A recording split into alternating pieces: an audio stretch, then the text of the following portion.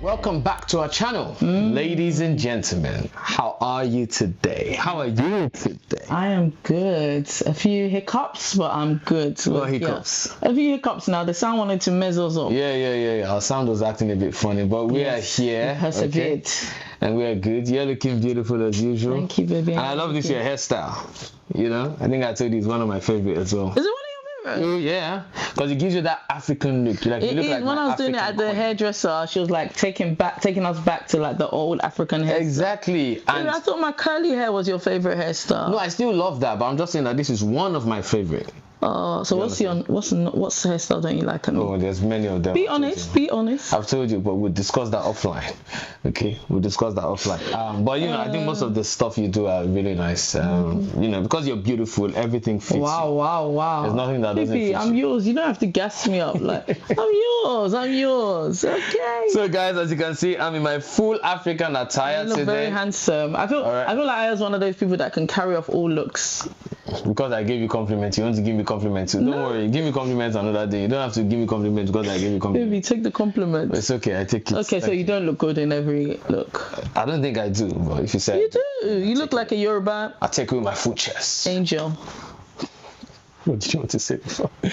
Okay, guys, welcome back. We are certified marriage and relationship coaches. If this is your first time here, make sure you like this video and subscribe to this channel because this channel will bless you. Okay, all we come on here to do is just to share our marriage experience. We've been married 10 years.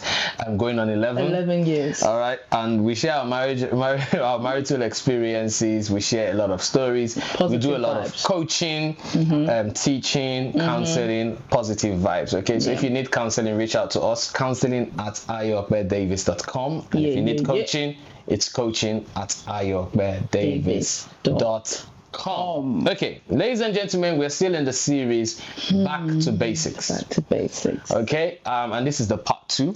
Yes. The part 2 of the series. In the part 1, what did we talk about? We talked about cultural differences in marriage, and we shared a little bit of our differences. You know, the fact that she's British and I'm Nigerian, but I have done so much work into converting her to Nigerian like me. Okay, I mean she's British Nigerian, so we explained all of that, and we explained our minor differences, isn't it? Yep. And you know how we're able to deal with all of that. So if you missed the first part, you need to go and watch it. Go and watch it, because rumor has it that it was really good. Yes. And I think in our discussion, like even after, we realized that cultural differences are more common than we think. Absolutely.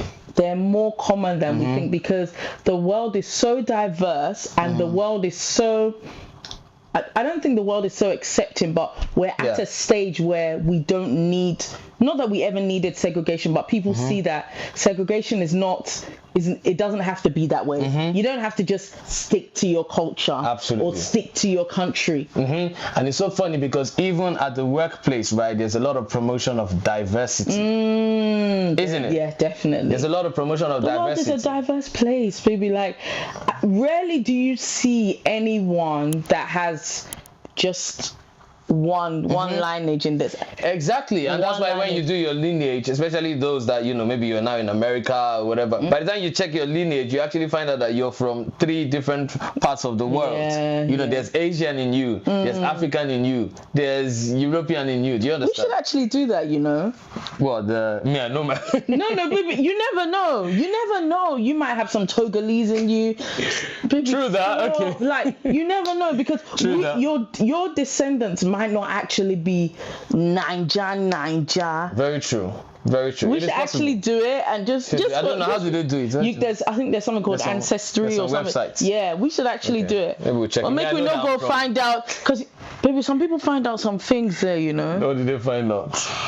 I'll tell you one thing that I found out, that I saw someone find out. They found their whole family on there because they were adopted. Yeah. Oh wow. Yeah, they found. So a single man found out that he actually had children and grandchildren and great grandchildren. Wow. Yeah. Mad. I hope you don't have any children. So guys, so this is the part 2 of the series, and what do we want to do? We want to now help a lot of people. So off of the back of part 1, we had a few DMs, a few emails, okay, and we even had 1 or 2 counseling sessions as well. So but what we want to do is to help our viewers, okay, if you find yourself in a relationship where you feel like, okay, there's cultural differences that are impacting us, all right, or you're in a marriage where you feel like the cultural differences are causing us to clash, are leading to clash. And this video will help you, and also it will help you if you are considering okay, going into a relationship with someone of a totally different culture. It will help you to know whether you actually want to do it and what to do if you eventually make that decision to go ahead. Okay, so what we're going to do today, you know, we like a good acronym. Is it called acronym? Is that what it's acronym? Guess, acronym. We love a good acronym because word has it, you remember things when you link it to an acronym. Absolutely. So today we're going to discuss all of this on the basis of the word culture. Culture. So that's CULTURE. Well done. No, rate me, baby.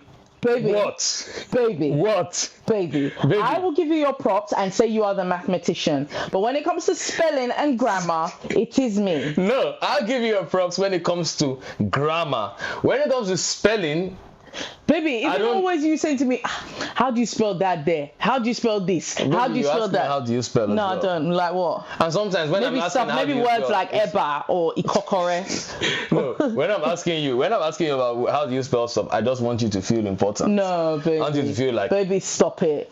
But it's okay. It's okay. Let's agree to disagree today. Let's focus on the business of the day. So culture. I love that. And that starts with C, isn't it? You want to start, what is the C? What does C stand for in culture? C stands for communication. Communication. You have to keep those communication lines open. Essentially, what we're saying to you is that you need to talk. Because if you don't talk, that's the beginning to understanding each other. And when I say talk, it could be, so let's give some questions, for instance. Why? Why in the sense that, why does your culture do this? Not in a condescending way, not in a rude way, not in a, I want to kind of berate it way. It's because I want to learn more. It's so funny because a few days back, you know, I took the girls to my friend's house because she just had a baby. And she made me the godmother. And they're from Ghana, and it's so funny that as close as we are to Ghana, she's from Ghana. Ghana. I did not understand the culture, baby. And you know, that's why I love little children. Mickey and Maya, they were like, why do they do this? In my whole life, I was there sitting as the adult. I was just doing it because they said do it. But why do they do this? Oh, mommy, that's interesting. And you know what? They got a better understanding of the culture because they asked that why question. Another question is, what do you do? What do you do? How do you do it? You know, there's different ways or different things that happen in different cultures. When do you do it? Some things are done when babies are had. Some things are done pre-wedding.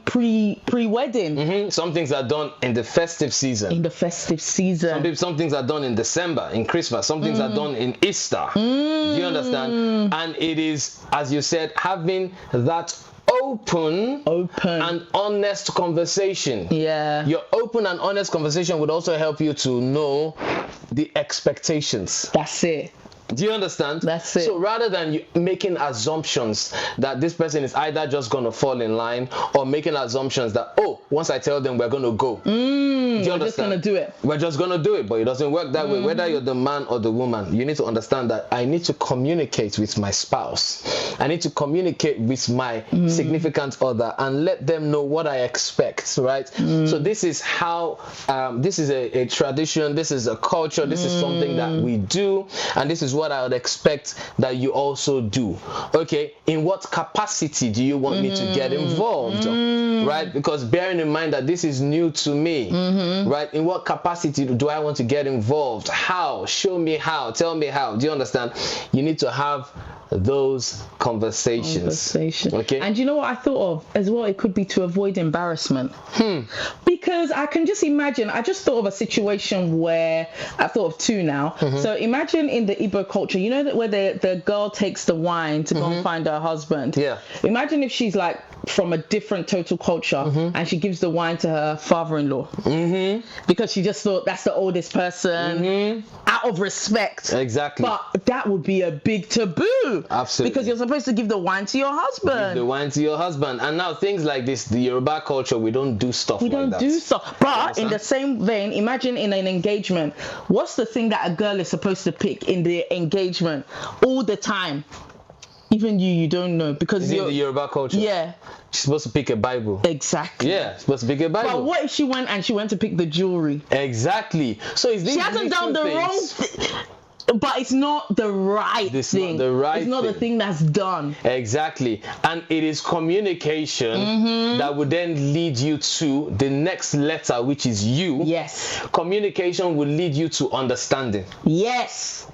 Okay? Because of what? Yeah, exactly. Because from communicating, actively listening, okay, to your person, to your spouse, right, you then develop an understanding because, as you said, you now understand why. You now understand why certain things are done. You now understand why they also want you to get involved. And when we talk about communication and understanding, right, we're not talking about fighting each other. Okay, the approach to communication, and down the line we'll still talk more about communication, but your approach to communication has to be in love. All right, because we are trying to drive understanding. So there has to be an understanding that, listen, we are different. Our culture is different. Do you understand? Understanding even starts from awareness. Awareness that I need to be understanding because this thing does not come to her naturally. Do you understand? That I need to give her time. Grace. That I need to give her grace. That I need to be patient with her. So it's not a case of, oh yeah, I asked you to come to my hometown. You didn't come. You're so bad. You're so terrible. I expected more from you. No.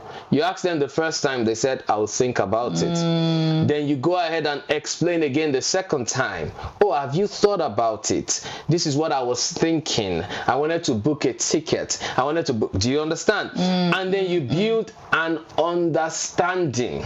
All right. And I always say that in order to understand, you need to stand under. And standing under is what? Humility.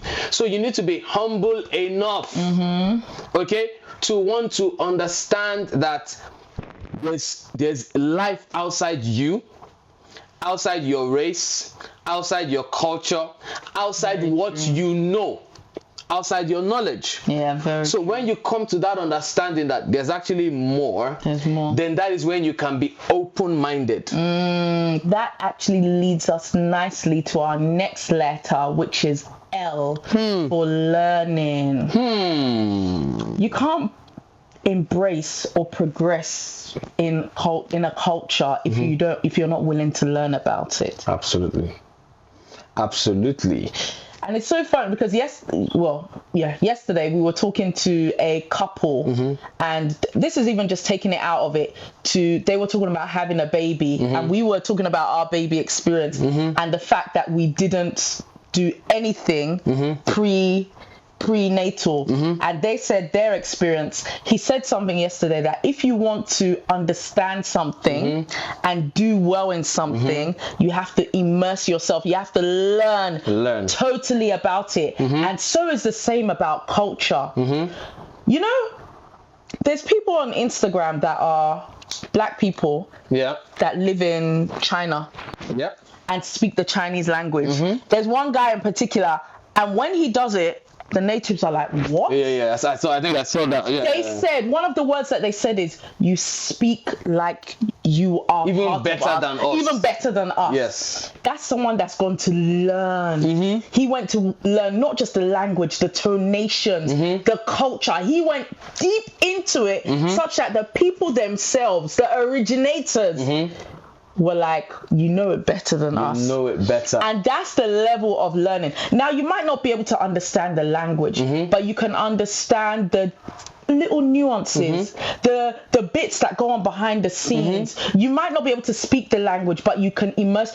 Language is not just culture. Exactly. Culture is not so just that's language. just one part of it. That's just part of it. It's the food. Yeah. It's the music. It's the names. Very important. Which is why I find it so cute when I see like a mother-in-law give her daughter a name from her culture. Exactly. And the parents embrace it. That shows that they've embraced. Exactly. And that is very important. Okay. So we're speaking to one of our friends where the guy is Nigerian, Yoruba, and the lady, his wife, is Zimbabwean. She's from Zimbabwe. What are they called now? If you're from Zimbabwe, what are you called? You've already made a mistake. Let two of us not make the mistake. So you don't know it. No, I'm not saying that I don't know it. I'm saying that you guys should clarify. What are people from Zimbabwe called? Say first that I'm better than you in English and grammar, and let's throw in geography as well, and then I'll tell you the answer. No, that doesn't have to do with geography. It does. No. It does. Okay, what are people from Zimbabwe called? Baby, admit first. Okay, you speak better grammar. Right, they're Zimbabwean. Zimbabwean. Okay. So his wife is, I need to double check that. I'm not too sure. But Zimbabwean sounds plausible, yeah? Please correct us if we're wrong, but correct in love. Us, yeah? In love. In love, exactly. In love. Zimbabwean. So she's Zimbabwean and he's Nigerian. And, so they have names. The names of their children, they have Zimbabwean names. Just say they have Zim. Nigerian names. Zim. Okay, they have Zim names and they have Nigerian names. Okay, beautiful names. Beautiful. Okay, so that is part of the learning. It is part of the embracing. Like, I need to be willing, and let me say this, okay? As somebody from Ghana, you need to be willing to learn Nigerian jollof. All right, very important. So that's very important. You need to learn that, okay, this person likes Nigerian jollof, or where they are from is Nigerian, so you learn it. If it's from Senegal, you learn Senegalese jollof. Do you understand? Because I don't want to talk about the jollof wars, but we know the best jollof. We know the best jollof. We know that it's Nigerian jollof. We know. But let's not argue. Let's not. Because we love you, and you love us too. But so learning is, okay, I'm going to learn the Asian food because this person is now from Asian. Okay, I'll be from Asia. And the key stop. Can you put like bag on? That was just a slip of tongue. So that willingness to learn, and let me tell you something about learning, right? And we're spending so much time here because this is the sort of the crux of it all. So at the moment, the reason why you're crux. The reason why there's a lot of division and why you're not seeing eye to eye is because both of you have not humbled yourself to now decide to take up this culture, learn. Now, as you said, you may not be able to speak the language, but you are willing to learn. I have another friend where she's white and he's Nigerian, okay?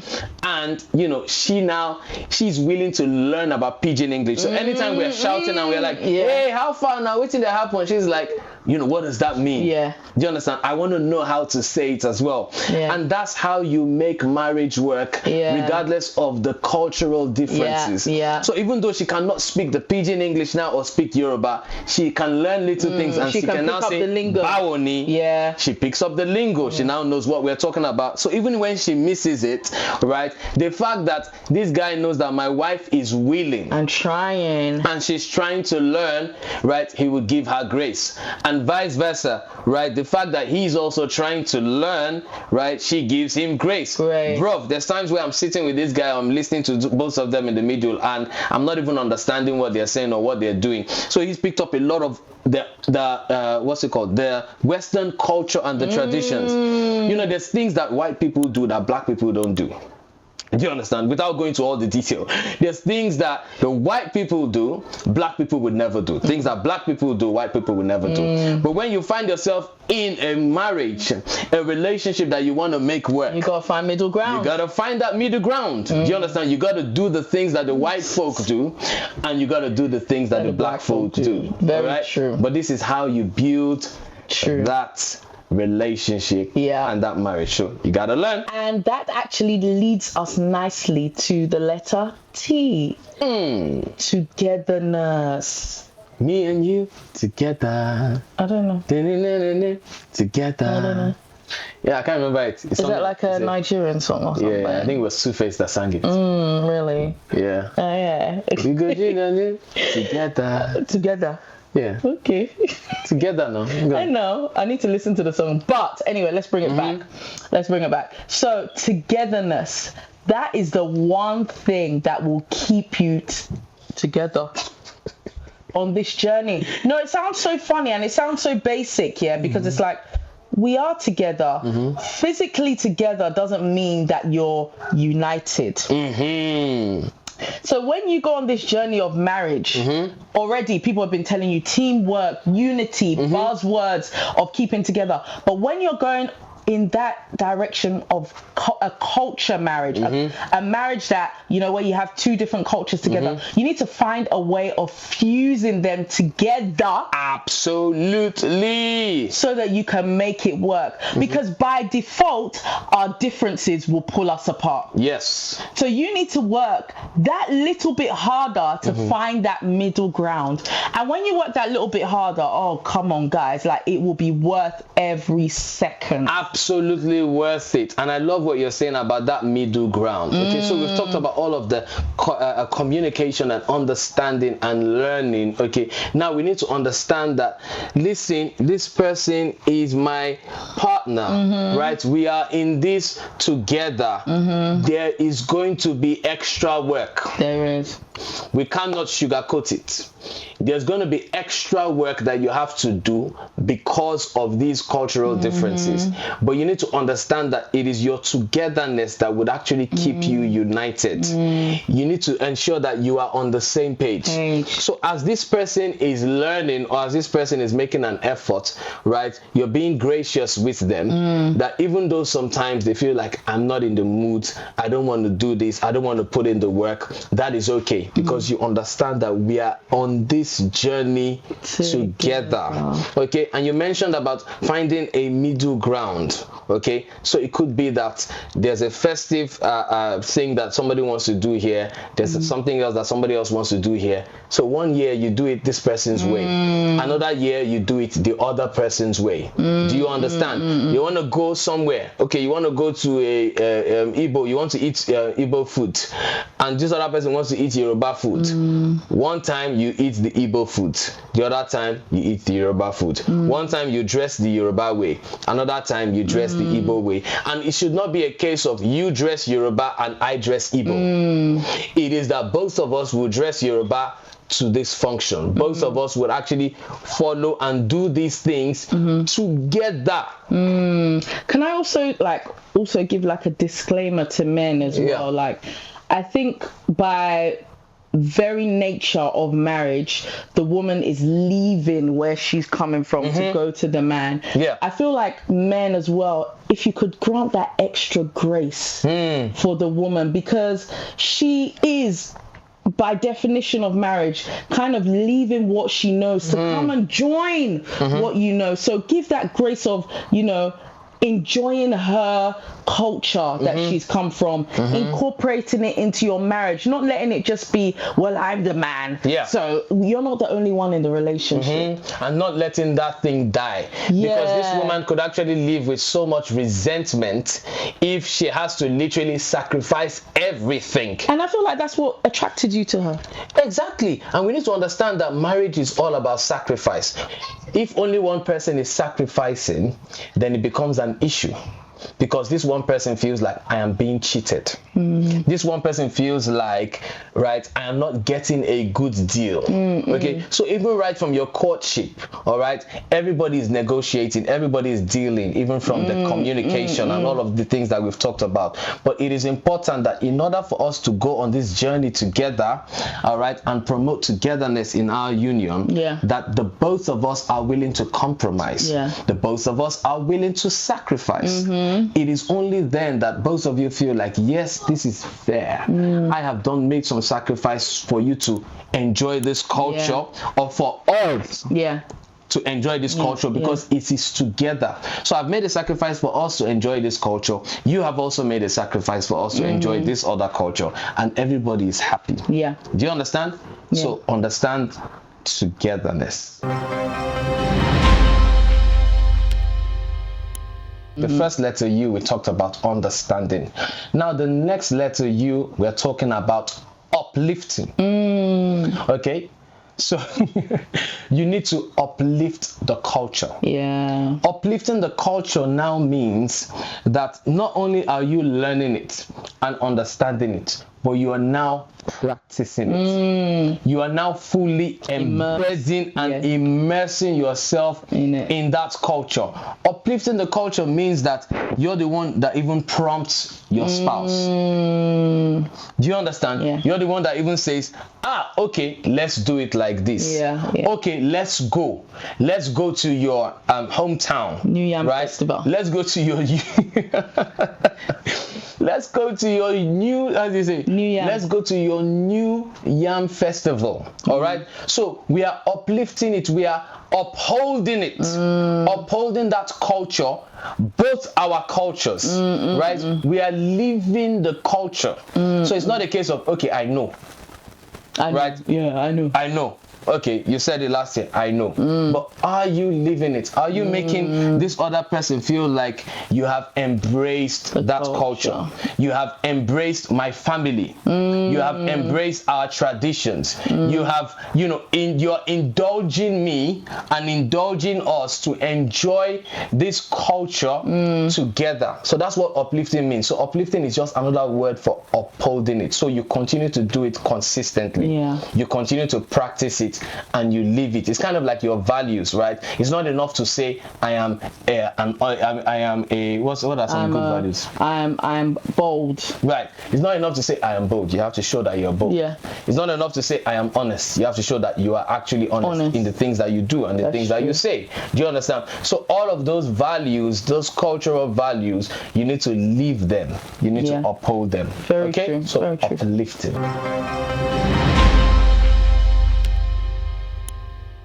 The next letter is the letter R, and that's R for respect. Respect is reciprocal. Oh, see, this is cultural difference.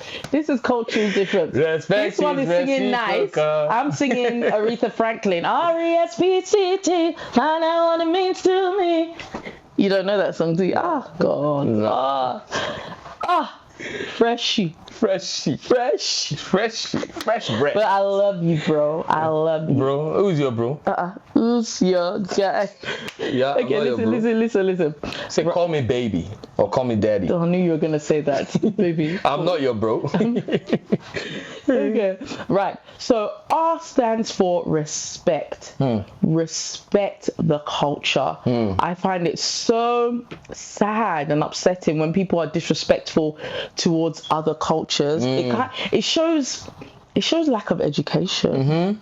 It shows lack of education because really and truly we should be able to coexist, not to talk of the person that you say you love. Let's say the person that's maybe the mother or father of your children and you're insulting their culture. That is part of your children's culture. When we say respect, we're talking about respecting your in-laws, respecting traditions. There's some traditions that you might not agree with, but you don't have to disrespect them. You can decline in a nice way.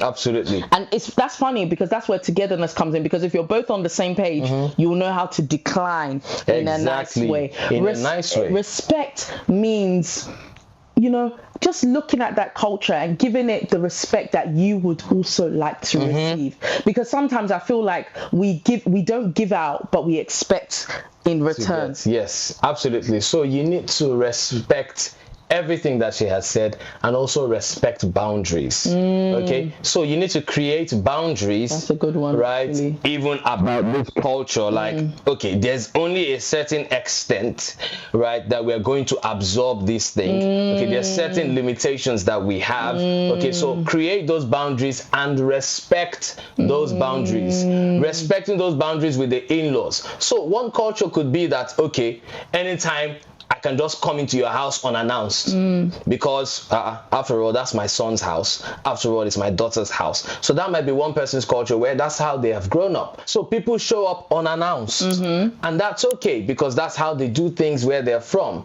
Okay, but it could be that in your culture, people just don't show up like that because you need to be prepared. You need to be ready. You need to know that people are coming to visit. And it could be that, okay, you now set some boundaries and create some boundaries that, listen, family members cannot just show up into this house and say they are spending the weekend without me knowing earlier. So give me some advance warning. Do you understand? And then if they need to stay, it's not more than one night. I don't want anybody to stay 2 nights. I don't want anybody to stay 4 weeks. Do you understand? So create boundaries and respect the boundaries of each other when it comes to culture, when it comes to your family, when it comes to your extended family. Yeah, and the culture boundaries sometimes can be blurred by religion because sometimes we have some traditional, I'm talking about in the African culture now, we might have some traditional things that we do that in terms of religion and following Jesus, it's a no-no. It's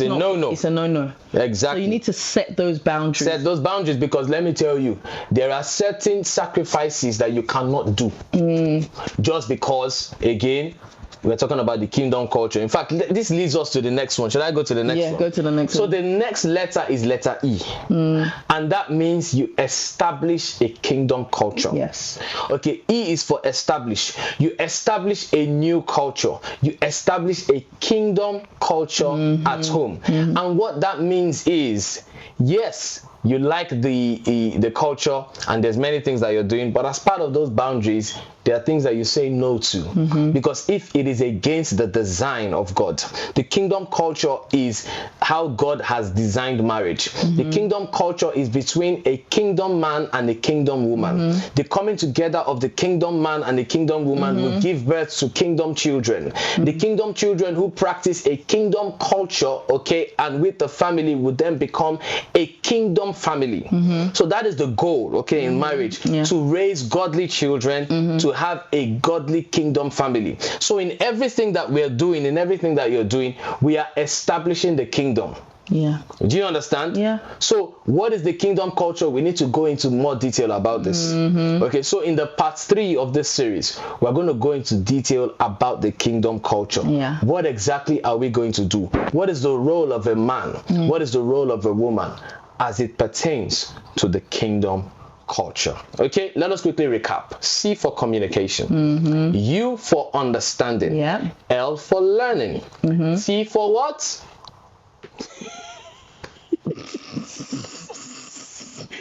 T for togetherness. Wait, you can't just, because I'm thinking of them myself. Okay, U for what? The second U? Wait, uplifting. U for uplifting. R for respect. And E for establishing the kingdom culture. All right, ladies and gentlemen, hope you have been blessed. Yes. Okay, please remember to like this video.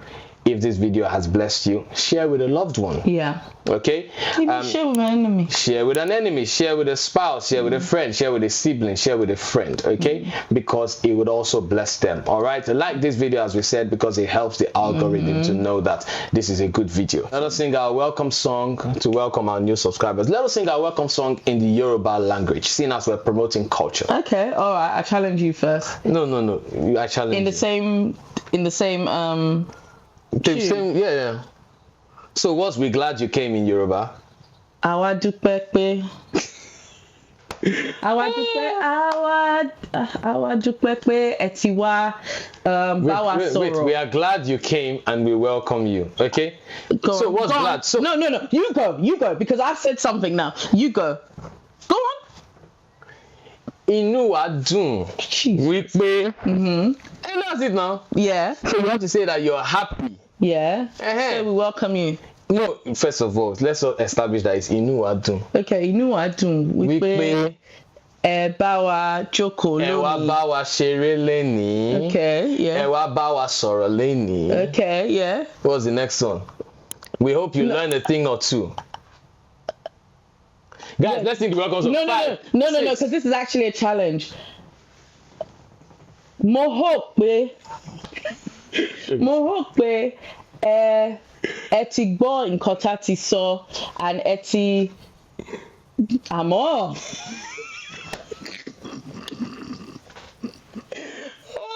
We're glad you came, we welcome you. We hope you learn a thing or two as you join us on the journey through my faith life. We are glad you came, we welcome you. We hope you learn a thing or two as you join us on this journey through my faith life. Say marriage, faith, and life, say marriage, faith, life. Oh, marriage, faith, and life, say marriage, faith, life. Oh, marriage, faith, and life, say marriage, faith, and life. God bless you guys. We love you, but God loves you more. We shall see you in the next video. Bye.